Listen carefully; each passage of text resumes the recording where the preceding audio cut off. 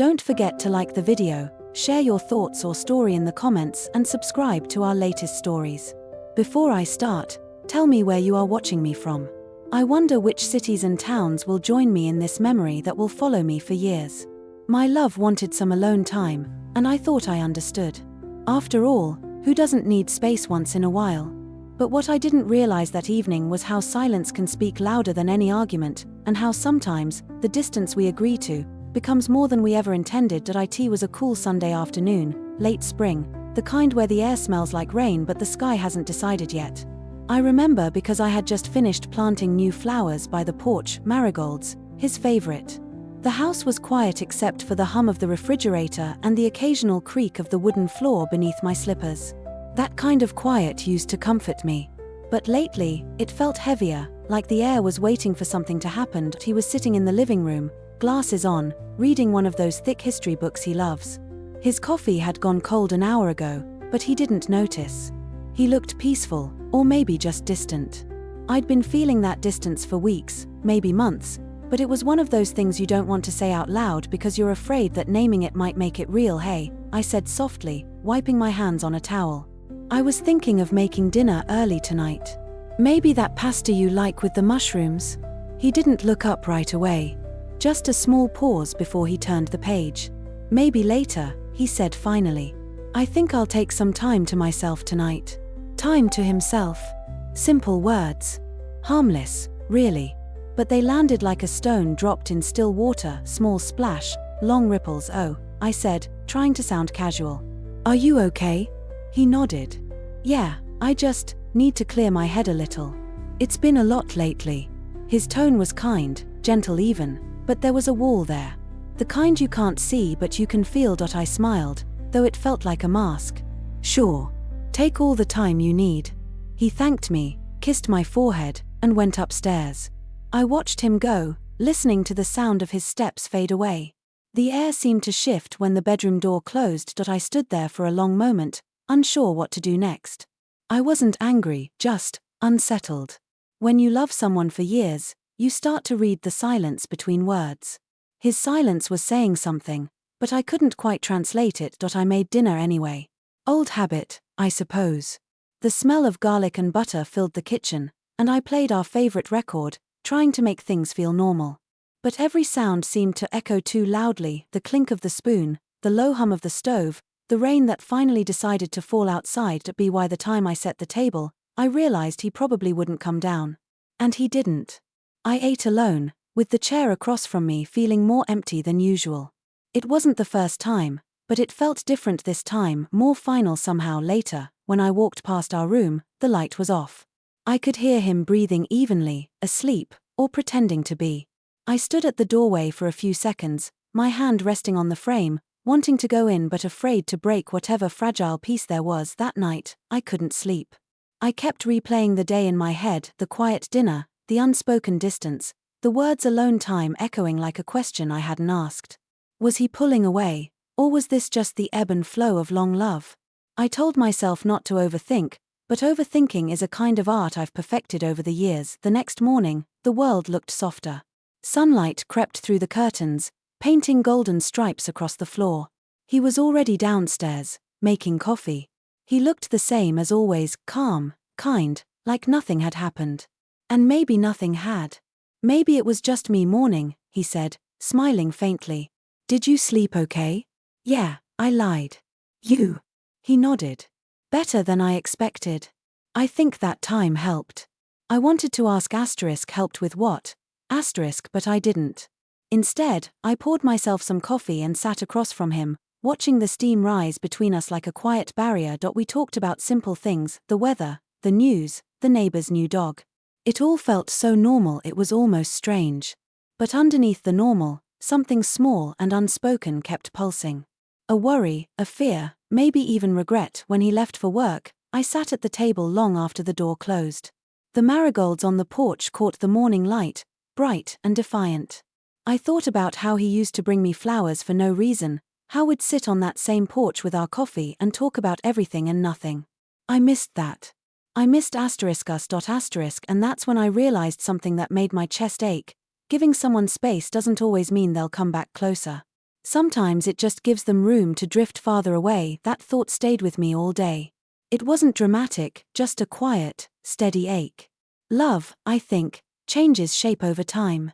It doesn't disappear, it just moves into different rooms of your life.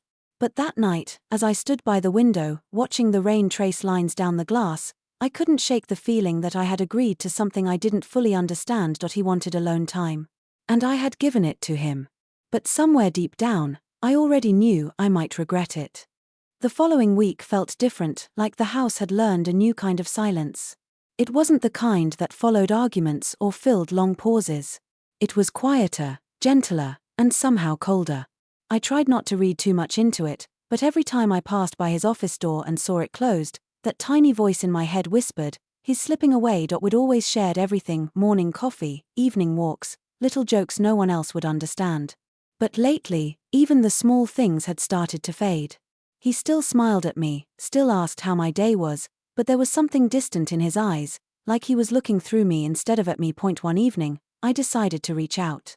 He'd been in the garage all afternoon, tinkering with his tools like he used to when we first moved in. The faint sound of old rock music played from his speaker, and I could smell the faint mix of oil and dust. I walked in quietly, watching him work. His grey hair glowed in the light, and for a moment, I saw the man I fell in love with all over again: steady hands, calm presence, that quiet focus I always admired. "Hey," I said softly. "You've been out here for hours. You should take a break." He didn't look up at first, then smiled a little, that polite kind of smile that doesn't reach the eyes. "I just needed to fix this shelf before it collapses again." I stepped closer. "Do you need help?" He shook his head. "No, I'm good. Really." It wasn't what he said, it was how he said it. Like he needed me to leave so he could breathe. So, I stood there a second longer, then nodded and went back inside. But something about that moment stayed with me: the way he didn't reach out, didn't try to draw me in. It was as if there was an invisible line I wasn't supposed to cross anymore. Later that night, as I sat on the couch watching the TV flicker across the room, I realized how long it had been since we'd sat together like we used to. Even the cushions next to me seemed to remember him more than I did. I thought about sending him a message, something simple like, "I miss you," but I stopped myself. What if that only pushed him farther away? The next morning, I decided to change my approach. Instead of waiting for him to notice the distance, I would remind him of what we had. So I planned a small dinner, his favorite dish, that lemon chicken he always requested on special nights. I set the table, lit a candle, even played that old jazz record we used to dance to when we were younger. I wanted it to feel like us again. When he came home, I could tell he was surprised. "What's all this?" he asked, setting down his bag. "I thought we could have dinner together," I said. "No phones, no distractions. Just talk." He hesitated, then smiled. "All right," he said. "That sounds nice." For a while, it was nice. We talked about small things: work, the weather, his brother's new job. The candlelight softened his features, and for a moment, it felt like old times. But then, somewhere between the second glass of wine and the laughter that didn't quite feel real, the air shifted again. He grew quiet, pushing his plate away slightly. "You know," he said slowly, "I really appreciate what you're doing." "I do. But I think I just need more time, alone." "It's not you. I just need to figure out a few things." The words hit harder than I expected. My hands went still around my glass. "Figure out what things?" I asked, trying to keep my voice calm. He sighed, rubbing his temples. "I don't know. Maybe where I am in life. What I want next. I just feel stuck." Stuck. That word lingered like smoke in the air. I wanted to ask if he felt stuck with me, but I was too afraid of the answer. "I understand," I said after a pause. "Everyone needs to breathe." He nodded, grateful, maybe even relieved. And in that moment, I realized something. Sometimes love means stepping back, even when every part of you wants to hold on tighter. That night, when he went upstairs early, I sat at the table long after he was gone, listening to the soft hum of the candle before it burned out. The smell of lemon and rosemary filled the air, and I thought about all the times we'd shared dinners like this before, times when conversation flowed easily and laughter felt real. But now, it was as if our love had slipped into a quieter rhythm, one I didn't quite recognize. As the clock ticked toward midnight, I whispered to the empty room, "Take all the time you need, Just don't forget to come back. I didn't know then if I was talking to him or to myself. The days that followed blurred together in that quiet, familiar way that life sometimes does when you're waiting for something you can't quite name. He was still there, still kind, still gentle, but there was a distance that no amount of soft smiles or shared coffee could bridge. That I started to notice the little changes first. The way he lingered in his study longer each night. The way he'd pause before answering when I asked if he wanted to watch a movie together. It wasn't rejection exactly, it was hesitation. And that somehow hurt more. I told myself to stay patient. To give him the space he asked for. But waiting quietly can feel like drowning in slow motion. I'd wake up in the middle of the night and stare at the ceiling, listening to his steady breathing beside me, wondering what he was dreaming about and if it still included me. One afternoon, I decided to clean the attic. Maybe I was just looking for distraction, but I told myself it was something productive, something that might make the house feel lighter. The air up there was dusty and warm, filled with boxes of our past lives, old photos, souvenirs, letters, the kind of things you save because you think they'll always matter. I found a box labeled Summer 2004 and opened it. Inside were photos from our trip to the coast, him holding a camera, me laughing with the wind in my hair. There was one picture where we were sitting on the sand, barefoot, his arm around me as the sun went down. We looked so easy together. So sure. I sat there for a long time, tracing the edges of that photo with my thumb. That version of us felt like a different lifetime. Back then, silence meant comfort. Now, it meant walls. That evening, I showed him the picture. Remember this? I asked as he poured himself tea. He looked at it, smiled faintly. Of course. That was a good summer. Yeah, I said softly. It was. For a moment, I thought I saw something flicker in his eyes, a memory, maybe a longing, but it faded too quickly. He set the photo down carefully, as if it might break, then changed the subject. You've been in the attic all day. Don't overdo it. That was all. No reminiscing, no laughter, no shared warmth. Just gentle dismissal wrapped in concern. I smiled, told him I was fine, and went upstairs. That night, as I lay awake again, I realized that maybe his need for space wasn't about me at all. Maybe he was searching for something within himself that had nothing to do with our love. But knowing that didn't make it easier. Love doesn't vanish overnight, it fades slowly, like the sound of music drifting down a long hallway until all you have left is the memory of how it made you feel. The next morning, I went for a walk before sunrise. The world was quiet, wrapped in that early dawn gray that makes everything look softer. I watched the sky shift colors, and for the first time in weeks, I felt a strange kind of calm. Maybe because out there, surrounded by stillness, I didn't have to pretend. When I came back, he was sitting on the porch, coffee in hand, eyes on the garden. The marigolds were in full bloom now, bright and stubborn. I sat down beside him, close enough to feel his warmth but not touch. They've really grown, I said. He nodded. You've taken good care of them. I almost laughed. I guess I'm better at keeping flowers alive than feelings. He looked at me, then really looked at me. There was something like guilt in his eyes, or maybe just sadness. You've done nothing wrong, he said quietly. I just need to find my way back to myself. His words were simple, but they hit deep. Because I knew exactly what he meant. Sometimes, love doesn't end with anger, it ends with exhaustion.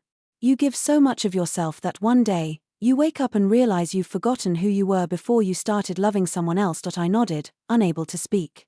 The morning air felt colder suddenly, sharper against my skin. We sat there for a while, both silent, both pretending we weren't breaking a little. The wind moved through the trees, scattering petals across the porch. And as I watched them fall, I realized I couldn't hold on tighter just because I was afraid of letting go. That afternoon, I started to do something I hadn't done in years. I painted.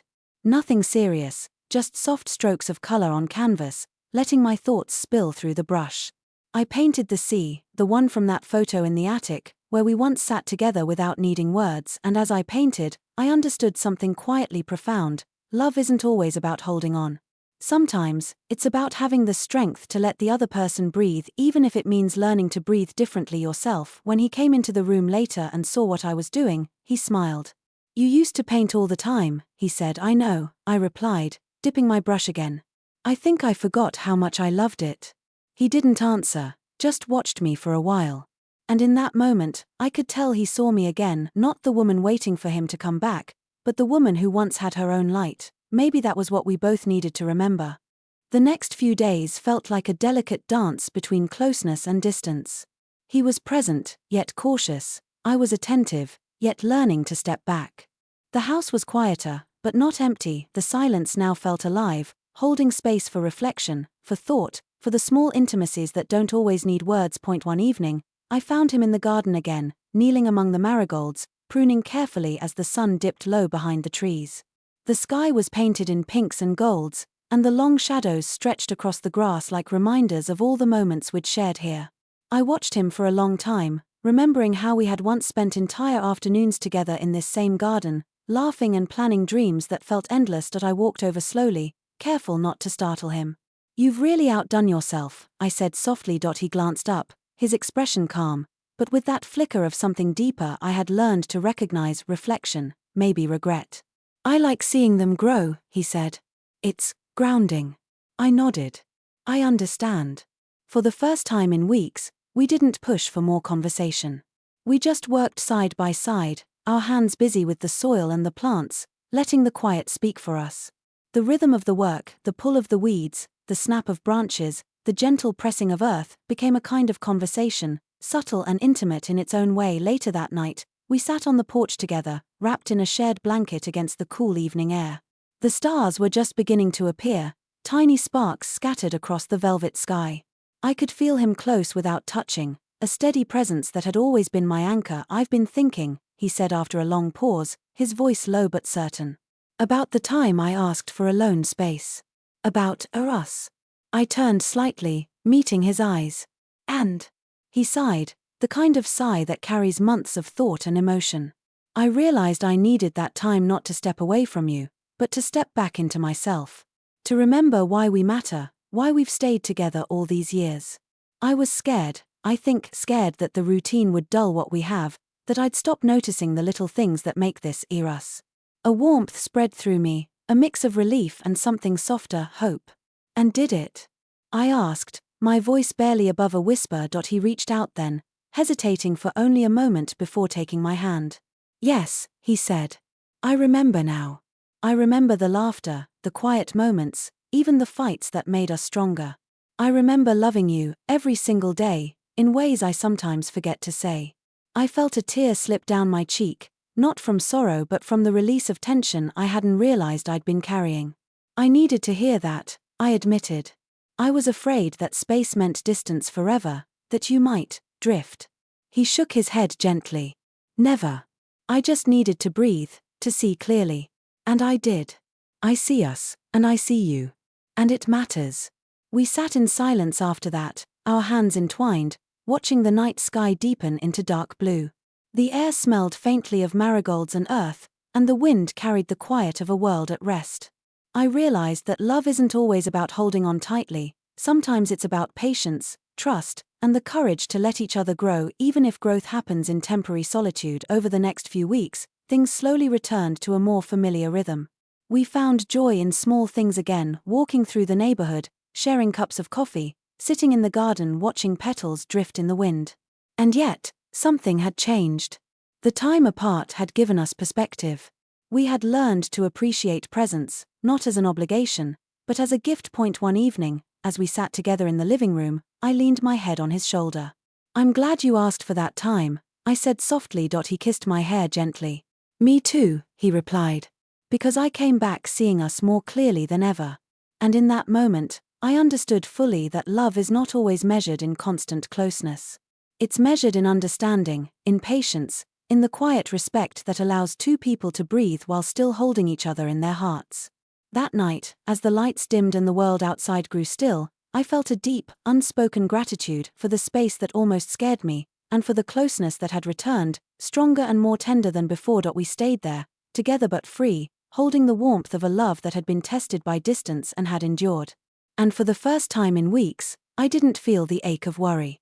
Instead, I felt the quiet strength of knowing that we had survived, not in spite of the space we allowed, but because of it. That lesson, small and profound, stayed with me. Love, I realized, is not only about presence. It is about understanding, patience, and the courage to let someone be themselves even when it scares you. And when they return, fully and wholly, the love is deeper, richer, and more alive than ever.